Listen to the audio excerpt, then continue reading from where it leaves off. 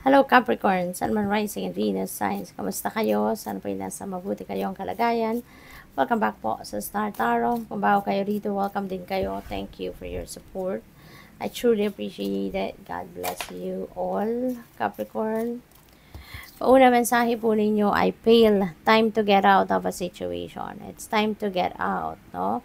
Of a situation. So, kung ano man ito na kailangan mo nang iwasan, iwanan, talikuran, if this message resonates with you, you would know pretty much kung ano to.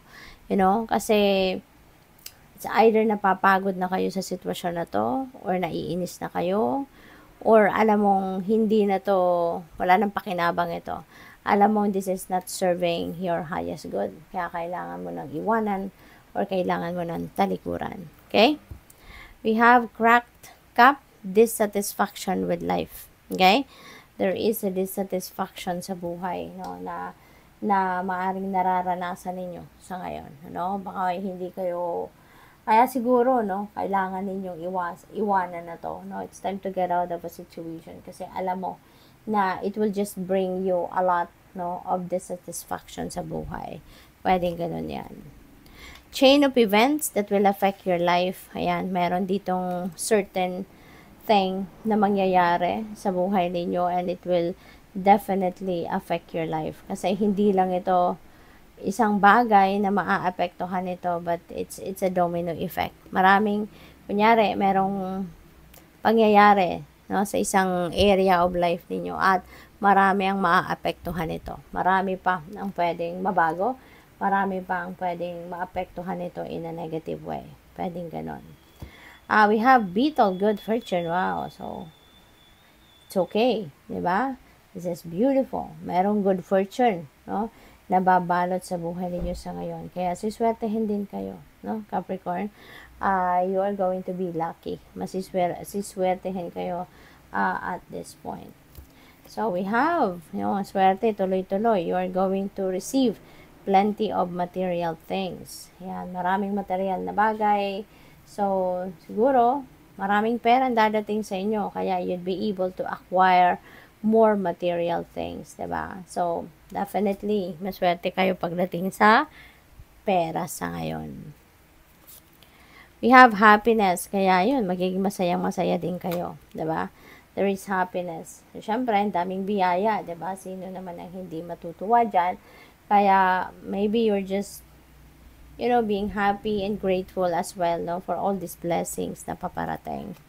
We have Tower, solid foundation and success with effort. Ayan, dahil sa effort ninyo, dahil sa sipag at tiyaga ninyo, diba, you were able to lay a solid foundation sa kung ano man ang inyong ginagawa, kung ano man ang gusto ninyong ma-achieve dito, no, you have, laid a solid foundation on that. Kaya, hindi malayong magtagumpay ka, no? Kung ikaw ay nag-e-effort, kung ikaw ay nagtsatsaga, nagtatrabaho, talagang pagtatagumpayan mo to. At maaaring yun ang mangyayari sa'yo. We have courage and journey, either physical or mental. Ayan. So, may travel ang iba sa inyo dito. And yung travel na to could be physical, no? Maaaring kayo pupunta sa kalapit bayan, kalapit city, no? Or pwede rin na malayo-layo din yung travel ninyo. So, depende sa inyong sitwasyon. For others of you, maaaring hindi naman ito physical travel, maaaring mental travel. Marami kayong iniisip. Marami kayong malayo ang nararating ng isip ninyo. Malayo yung iniisip, no? Baka you're making plans, or maybe you are thinking of solutions, problema kung meron. Diba, gano'n ba? Kaya maaaring, malayo ang takbo, no, ng isip ninyo. Grasshopper, situations in the balance that require careful handling. Ayan. So, siguro, ang iba sa inyo rito,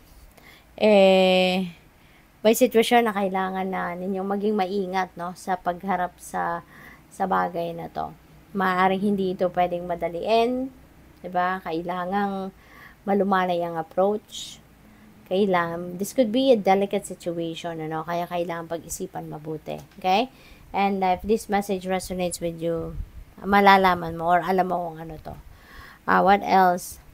We have money path, ayan. So, merong bagong source of income, no, na madidiscover kayo. Kaya, good luck sa iyo dyan. A path with money is waiting for you to find it, no. Kaya, maaring merong offer sa inyo rito. Pwedeng business opportunity ito or business venture, no. What else? We have haystack, karma. You will reap what you have sown. Ayan, so, it's about time na, 'di ba, to reap what you have sown. Kung ano yung itinanim ninyo in the past, aanihin mo na yan sa ngayon. Kung anong klaseng energy ang tinapon ninyo into the universe in the past, no, that's what's coming back towards you sa ngayon. Ito na yung ma-receive ninyo, ito na yung makukuha ninyo. Okay?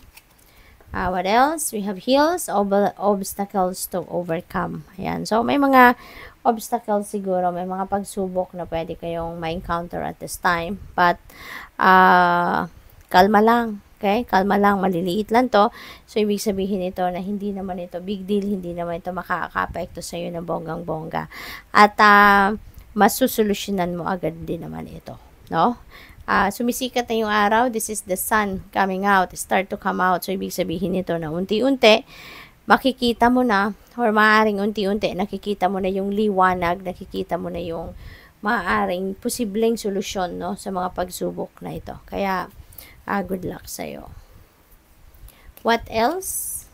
We have kangaroo, unsettled times, need to plan ahead. Okay? Kailangan mong magplano, kailangan mong pagplanuhan ng mga bagay-bagay, no? Para ikaw ay magtagumpay, 'di ba? Success needs planning, 'di ba? Kung ano man ang bagay na gusto mong pagtagumpayan, kailangan pagplanuhan maigi, pag-aralan, 'di ba? Maging cautious kayo sa pag-take ng mga steps para ma-achieve ninyo kung ano man yung goal ninyo rito. Okay? So, good luck. Thank you for watching. Love and light. Namaste.